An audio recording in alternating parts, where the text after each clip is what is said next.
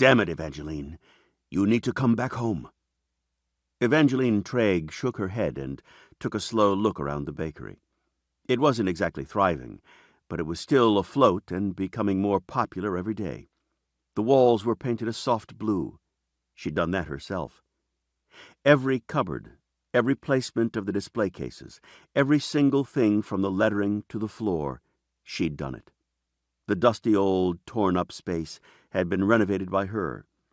It was now cozy and inviting with the tables and chairs. She loved the way the bakery smelled. Every single morning when she got up to bake, she looked forward to the day. Back home, she detested her very existence. "This is home, Robert. I love it here, and I'm staying. It's more home to me than that place ever was." She kept her voice quiet, low. She was used to being silent. She didn't argue, nor did she like arguments. She especially didn't like Robert Lenoux coming to her hard-won business and insisting she return. "In any case, I thought you were traveling, going to the Borneo rainforest." She knew all about Robert, although she'd never actually met him until he'd walked into her bake shop. He had been sent away in disgrace, had served a brief jail stint, but got out of a real sentence from the law by turning evidence against his friends. Murderers. He'd participated in beating and robbing the elderly in their homes, in raping exotic dancers. He had committed countless crimes against his lair, and looking at him, she knew he didn't care about anyone but himself, especially women. "Fuck that," Robert spat. "I'm not going to be sent away from my home by some outsider who thinks he can order me around. The entire point of going to Borneo is to bring home a woman. You'll do just fine. I don't care that you aren't a shifter." Her stomach lurched and then tied into knots. She took a deep, calming breath. She'd left that world behind. She wasn't about to allow a bad-tempered, evil male leopard, one who no doubt didn't mind hitting a woman, into her life. "The answer is no. I'm never going back there." "You have a duty to the rest of us." Robert reached out, settled hard fingers around her upper arm and yanked her close to him. Alarm skittered down her spine. She took a step back, but his fingers only tightened into an iron band. "Let go of me, Robert. Now!" She hissed the word, letting him see she wouldn't stand for being pushed around by him, by anyone.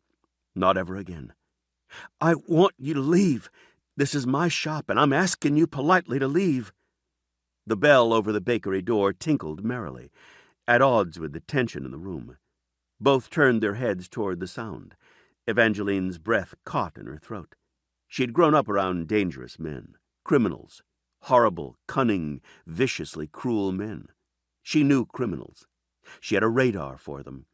No one needed radar to know without a single doubt that the man walking through the door of her bakery was dangerous.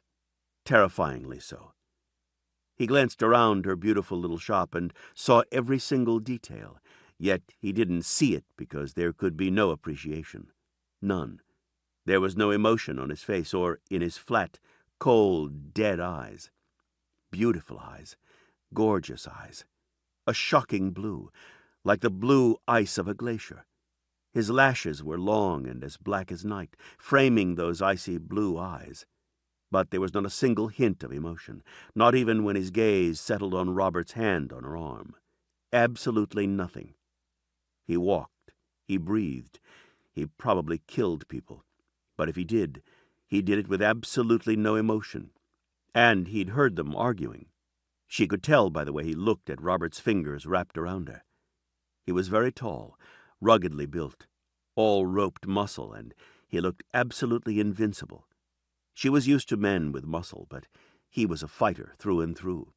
The way he moved, the control, the containment, smooth, fluid, easy, as if he glided or flowed across the floor rather than walked.